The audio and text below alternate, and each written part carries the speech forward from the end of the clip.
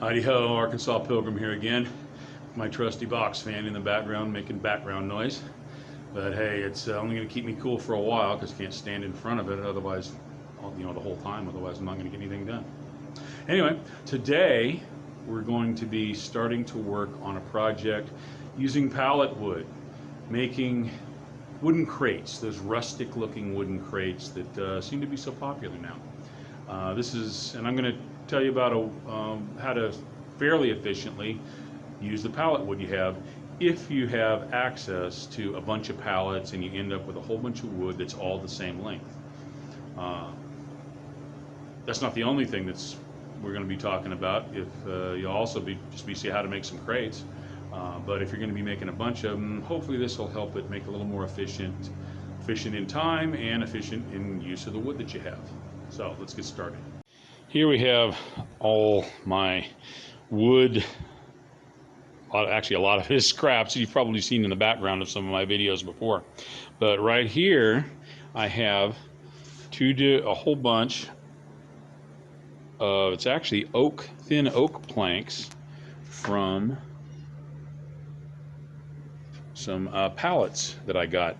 I actually had access, there was a place that had pallets that they got rid of on a fairly regular basis, so I was able to gather a free pallet every couple of days, and so I ended up with all this wood, even though all I was doing was grabbing free stuff and not knowing what I was going to do with it. That's why it's been in the background for so long. So I have a whole bunch of the longer pieces, and there was a second size of pallet where I've got a lot of shorter pieces. So anyway, that's the wood that I have to work with. And pallets, if you can find a place that generates pallets that they throw away, you can end up with a lot of wood like this yourself if you want to make crafts or make these crates that I'm going to be doing, or something else. Sometimes the pallets themselves left whole can be pretty handy for different things around your homestead, and there's actually plenty of things online that you can get advice on how to use those, so I won't repeat it here. Okay, this is basically the crate that I want to make. And yeah, I know the lighting's bad, but hey, that way you're actually on Arkansas Pilgrim and you're not on the wrong channel. But this, see the proportions of it. This looks good. It's not square. I mean, I could do square if I wanted, but I actually want to have rectangular. But it's not too long and skinny. It just looks okay. This is kind of what I'm going for. And I threw this together out of some odd pieces I had from the pallet pieces. But I have a whole stack, like I said, of a bunch of pieces that are the same size. And since there's a lot of them, I want to be kind of systematic to save some time. And this is the length of the pieces that I have. So since I'm basically going to be making it about this size, and if you compare that right there to that length, it's about a third. So let's start there. Take our tape measure, and yeah, I'm doing handheld. I'm doing it by myself, so forgive some of the oddball camera work, but there we go. I did actually think ahead to clamp it on so I could do this. What we have is almost 52 inches, but it's almost, not quite. Got to be exact on this. You get it, because all the pieces need to be cut the same size. So it is exactly, if I can get well, whether you can see it or not, I need to see it. It is 51, and I'm just going to call it 3/4. Okay. So I'm going to write that down. Write everything you do down, because otherwise you're going to end up with a bunch of dimensions and you're going to forget. Oh, and by the way, my daughter made these for me. She made a series of them that are several Star Trek ones, and this one. If you don't recognize the Enterprise, bless your heart. Anyway, she made this it's actually made out of denim and covered over these little, like, 29-cent little pocket notebooks. But hey, my daughter, the artist that made the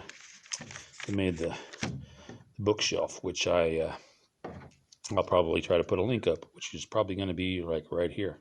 You can go to that video. Anyway, let's go ahead and write that down. But since I was blabbing, I forgot what the number was. So hey, see, that's why you write the things down. Anyway, here we go. 51 3/4. Okay. And I already noted that I have 39 pieces this length, but 51 3/4. And you're going to divide that by 3, but you can't divide just by 3 because there's a saying, you can't steal from the saw. The saw is going to cut about 1/8 of an inch off of each one. And since it's going to be cut into 3 pieces, that's at least 2 cuts. And we're going to leave a little bit extra because we can't get exact. We're going to lose at least 1/4 inch off, so it's 51 1/2. Let's make that 51 1/2. And then divide that by 3. Okay?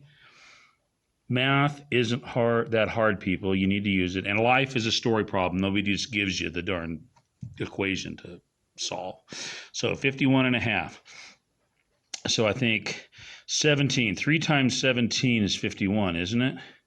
3 times 5, or 3 is 30. And 3 times 7 is 21. That's 51. And that would be, yeah, it'd be 51. And then... yeah, okay, so let's just make it 17, and we'll have a little bit left on the end, and that makes sure that we've got enough. So let's make 17-inch pieces. Now, the width. Let's see. What's that? Well, that's eyeballing. Let's measure it.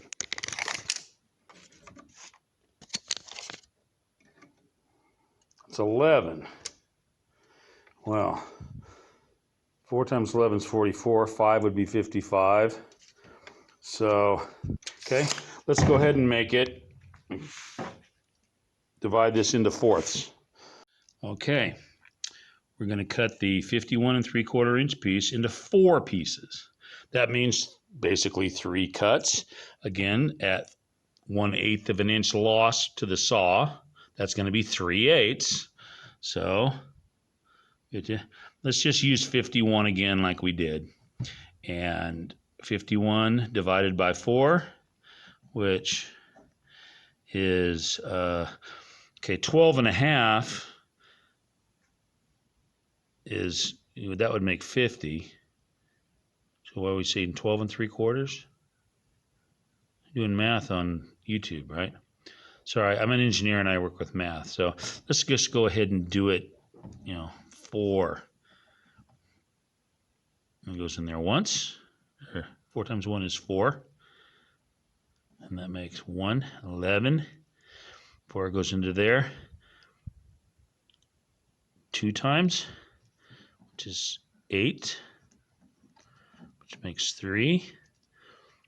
And it goes into there. So 7 times, which makes 28, and 2, oops, 28, yeah, 2, 0, 4 goes into 25. Actually, 12 3/4 is actually good. And if this is actually wrong, I'll check it later. And then I'll edit this out.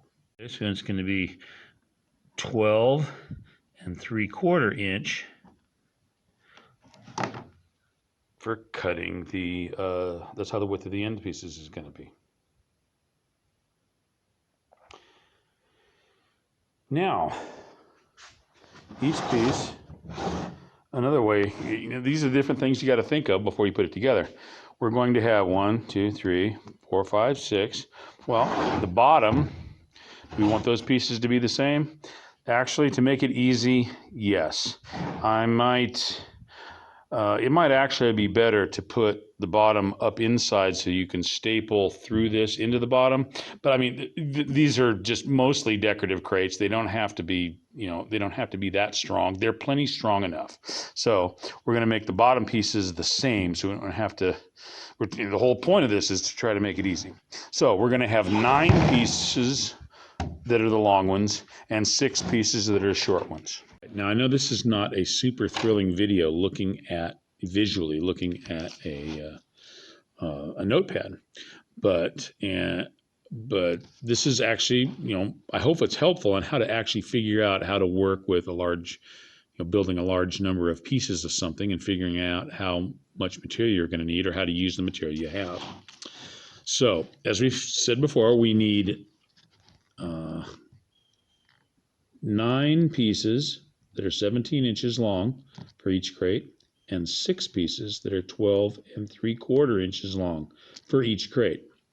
And to get those, we were cutting the strips we have into 3 pieces for the 9. So we're going to need 3 pieces to get 9 pieces. And we were cutting the strips into 4ths to get this size pieces. So we need 1 1/2 of those. Get 4 pieces out of one, and half of it's 2 for another to get those pieces. Okay, well that's funky numbers to work with because that's for 1 crate. Well, for 2 crates then we'd need 6 strips and 3 strips, which is a total of 9. We'll need 9 strips of the material we have to make each crate. Okay, well, I have 39 strips, and 4 times 9 is 36, right? 4 times 9 equals 36. Yeah. Okay, so 4 sets of 9 pieces would equal 36 strips. Well, that's 4 sets. We're going to get 8 crates. All right. And that leaves some left over, which is fine because some of the pieces, you might be cracked and they might not be usable. We'll see. But we'll be able to make 8 crates out of this. So we're going to have 8 crates. But that 8 crates, that was 4 sets, right? Four sets of 2. So 4 sets of this here. So 4 times 6 is 24. We need to take 24 pieces and cut them into 17-inch strips. Cut them into thirds. And then 4. And then we need to take 12 of the pieces and cut them into 12 3/4 inch strips. Okay? That'll make it systematic, and then we'll have make it hopefully quicker. And then we'll have some pieces left over where if we end up having a problem, mess up something, we can pull those extra pieces and use them to fill in for other ones that maybe were damaged, or maybe they weren't any good, or they've got broken ends or something, because these are oddball pieces. So let's go ahead and do that. Okay. Now I'm going to set up my miter saw, chop saw, whatever you want to call it, to be able to make a whole bunch of cuts the exact same length. And you can do this if you don't have a chop saw. You can do it on a workbench in some fashion. Just end up, kind of copying what I'm doing here. You clamp a block in a spot to be able to stick your piece of wood in place, the same place every time, and then have a place set up so that you can cut it in the same spot every time. I'll let you figure that out to have to use hand tools. But what I'm going to do, which I'm going to have to do off camera. Actually, maybe I won't have to do it off camera. Hang on. Let's go ahead and lock this down. There we go. What you need to do is have a 17-inch piece. I'm going to put this up against, maybe I should have done it off camera. Anyway, I'm going to measure it, put up against a tooth, and measure out over here, 17 inches, and then make a mark on that piece of wood, which I will actually do off camera. I don't have 3 arms. And then I will put a block in place there. Let's see. We'll see that in a second. There we go. See the little pencil mark I put right there. Maybe you can see it. And then I clamped that block in place. And now I've got a place I can just stick the board in, jam it against here, and then make my cut, take it out, and let's see if I can actually do that one-handed. That'll be real safe, I'm sure.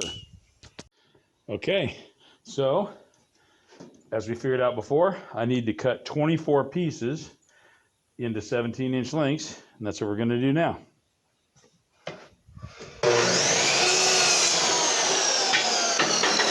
Double check that it's actually 17 inches.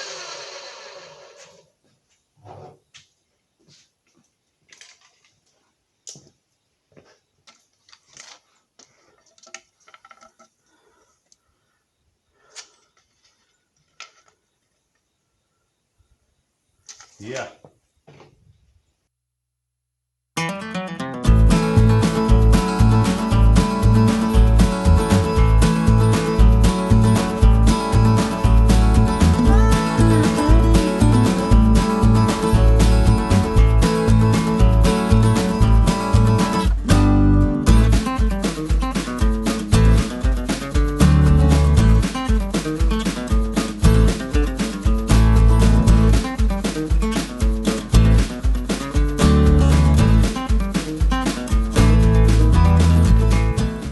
Reset for the 12 3/4 inch, a little bit shorter.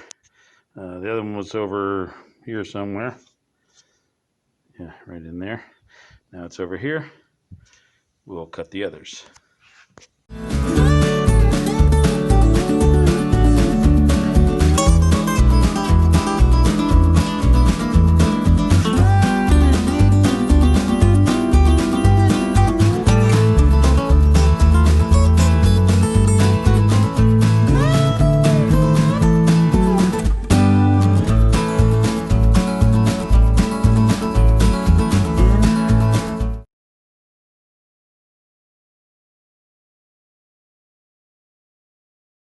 Okay, so I'm going to make some tooling now to, or a jig to put the pieces together. If you notice the way I'm doing this, on the end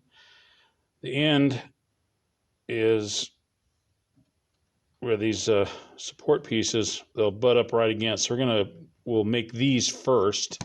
And the reason I do this is that way all the pieces, all the long pieces, the side pieces and the end pieces will all be the same length. So that makes it easier. So what I'm going to do is I'm going to make a piece to be able to assemble the ends real easily first. Well, but also you notice these gaps. I like the way these look, and these are about 5/8 of an inch. So we need to have an extra 2 times 5/8 is 1 1/4. We need an extra 1 1/4 length compared to the length of the boards. So rather than measuring, let's just do it the easy way. Put 3 boards down. They're all about the same length, and it doesn't have to be exact anyway, because the whole idea is to make it rustic, right? There's a line there. Now I got to add an extra 1 1/4 to it.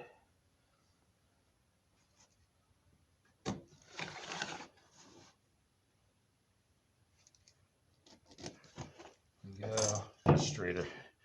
You at least want to know whether or not I'm actually cutting it properly when I cut it. Should just grab a straight edge, but anyway, this is fine. And it needs to be the actual length of the board. So let's do that, and then we'll just mark these. And there. When I cut it on the table saw or the chop saw, whatever I use, I'll line it up close enough, and then we'll go from there.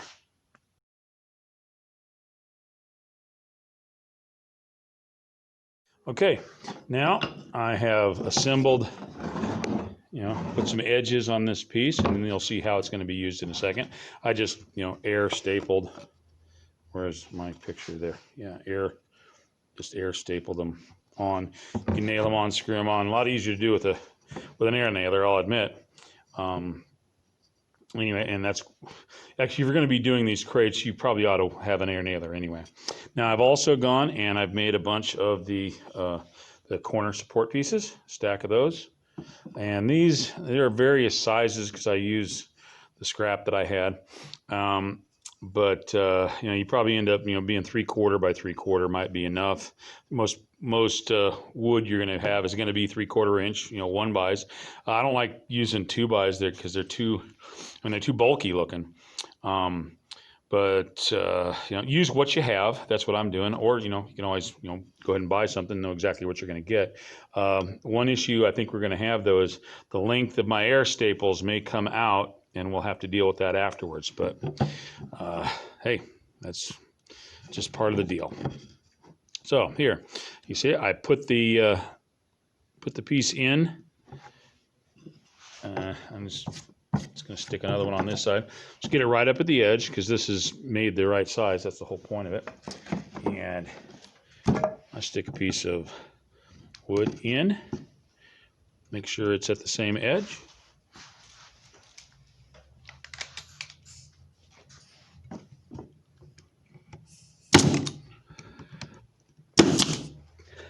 Of course, it didn't go in all the way. I wonder why. Well, it didn't go in all the way because this is oak. It's pretty hard. And I actually had the air level set at what it says it's supposed to be, but I've run this too high before without having it a problem. So I went ahead and turned the air all the way up. I'll go ahead and just pound those down with a hammer later. Did the top one. Now I'm going to do the bottom one.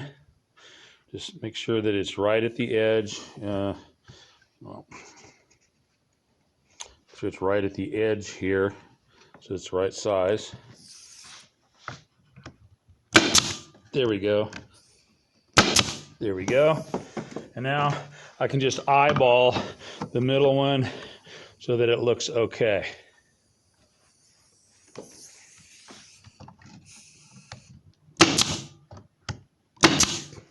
Okay, there we go.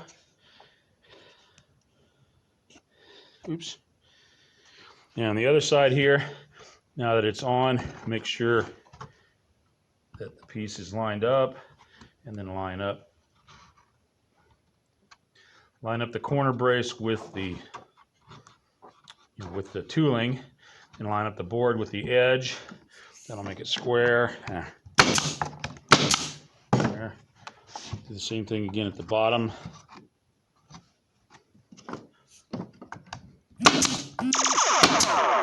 And then the middle one is. There we go. We have a piece for the end.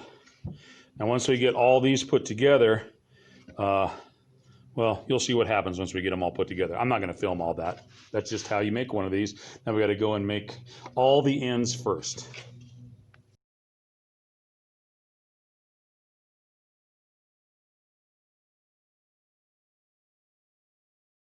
I started to do another setup for assembling the crates as a whole, and it wasn't working. It was on the table, on that plastic table I was using, which wasn't really sturdy enough or flat enough. So what I've done, I came up with a different way of doing it, and I won't show you what the first one was because it didn't work. But I've taken a framing square and I clamped 2x4 to the workbench. And then I clamped the framing square to that 2x4. So now I have a nice vertical off of the bench. And I also added like a cleat back here to be able to butt this up against and hold it solid, because when I do put this on and hit the air staple on it, it's got to have something solid to hit or it'll push it back, especially because this stuff is kind of hard. It's oak. So anyway, what I'm going to do is have that butted against there. I've got a nice solid edge there, and then vertical there. And what I'll do is I'll hold that piece so it's straight there. It doesn't have to be necessarily straight on the edge. This is rustic and all that. But I do want to have the boxes be relatively square, not wobble around. So I'll have that edge butted there, that down there, and then I can run the air stapler. Now I'll go ahead and set this up so you can actually see me doing a little bit of that.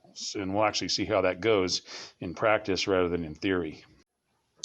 All right, let's go ahead and put one of these together. I will let you know, this is actually the second time I'm filming this. This is the second one, not the first one. Which is kind of unfortunate because I had some problems on the first one, which would be good to for people to know about when they're doing things. But I also had the camera, I think it moved after I'd framed the shot, and it didn't look good. So at any rate, I'm going to go ahead and use the setup I have here. And one of the things that came up on the previous one was having boards that were different widths and not necessarily having planned where they got put and matching up, which made an issue. And it's also one of those things when you're filming something, that ends up interfering with what you're doing. You're either not paying as much attention to what you're doing when you're making it, because you're worried about the filming and all that, so you're not planning ahead properly. But also, you don't want to be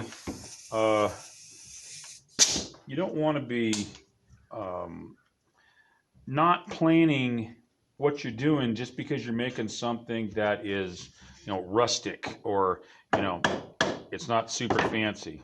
Now why this is doing this, I'm not sure. This needs to be there. Be careful when that gets, okay. So that being said, let's go ahead and see if this goes together well. And if you have any other problems, you'll be able to, just realize that when you make stuff, you end up with problems. So it is good to plan ahead. And so if you guys end up making something like this, I don't recommend filming it because it's just going to interfere with your planning and doing it properly.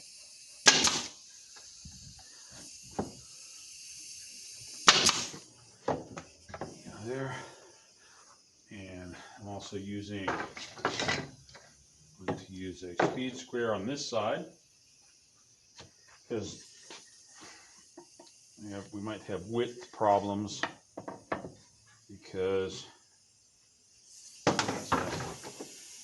didn't want to make another permanent type fixture because it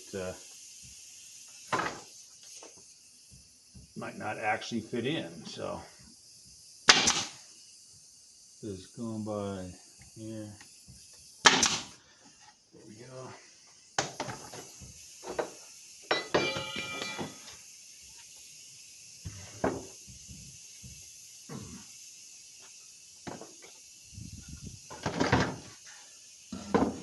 I also found out this is the most efficient way to do this because, well, it just turned out to be. And we can add the other ones on the other side. Everything's already this lines up everything properly.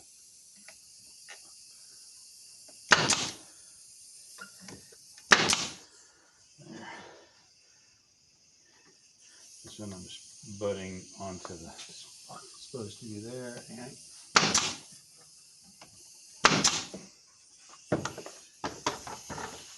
now let's see. Good. Checked the shot again. There we go. Just get that on edge there. Line it up with that edge there. Everything else was supposed to be square. I'm assuming that's going to make it square.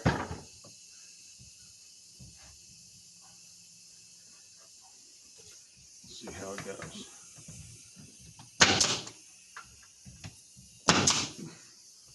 Over here, just bend this over so that it's flush.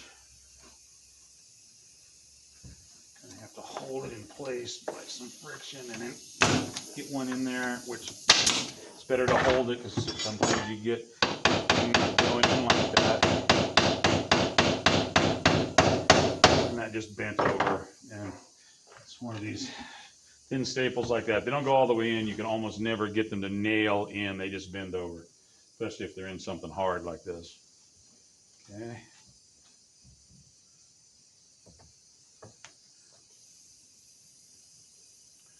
I'm going to use a different one because that's actually, there we go. Those were slightly different widths, so I'm just going to pay a little bit of attention to what I'm doing.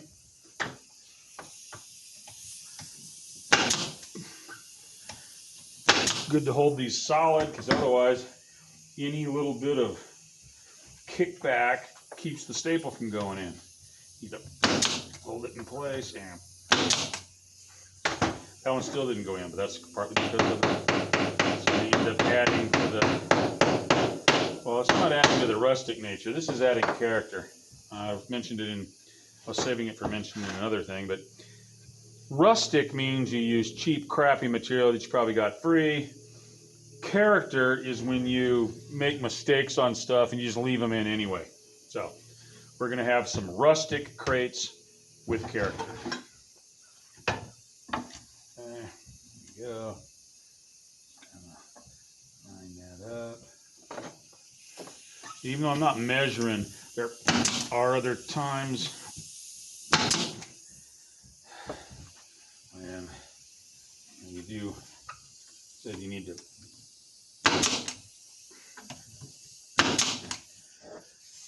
I don't think I have enough air in the machine to, so I need to let some loose and let it start up again and give me more pressure.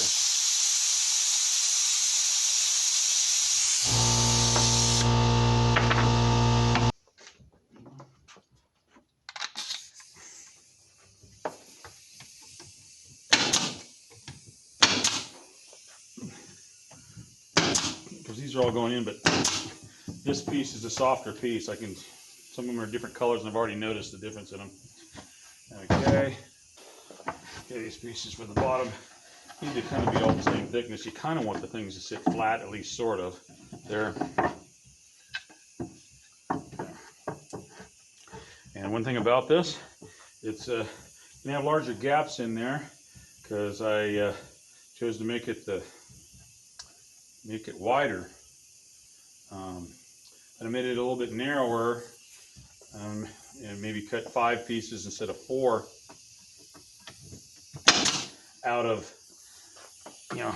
for making the end pieces, and these gaps would have been different, but I didn't.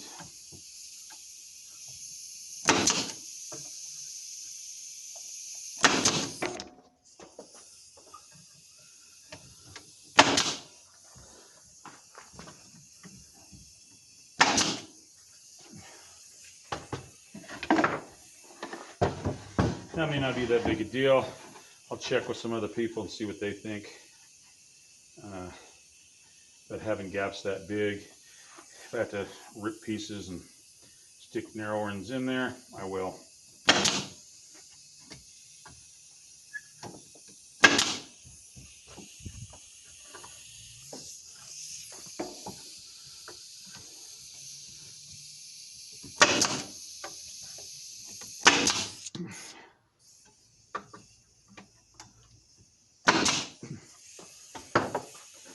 If I'm going to do that, I'm going to go ahead and try to make this at least centered, so if I do rip pieces, at least they'll be the same. About 1 7/8 in each end. That's close enough. Especially since if I do it, I will leave gaps anyway. So turn it. There's still staples in there.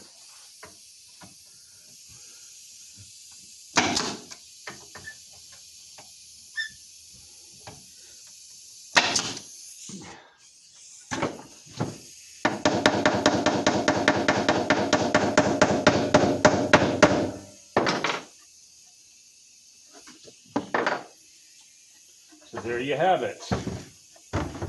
And then you just do that over and over. There you go. You've got these edges look kind of white. This was a free end. These were cut. People want them to look kind of, yucky looking instead of fresh cut. There's ways to kind of stain that up or work on it with a wire brush or something. I'll do that, but I'm not going to film that because I'm not going to be doing it today anyway. So anyway, that's how you do it.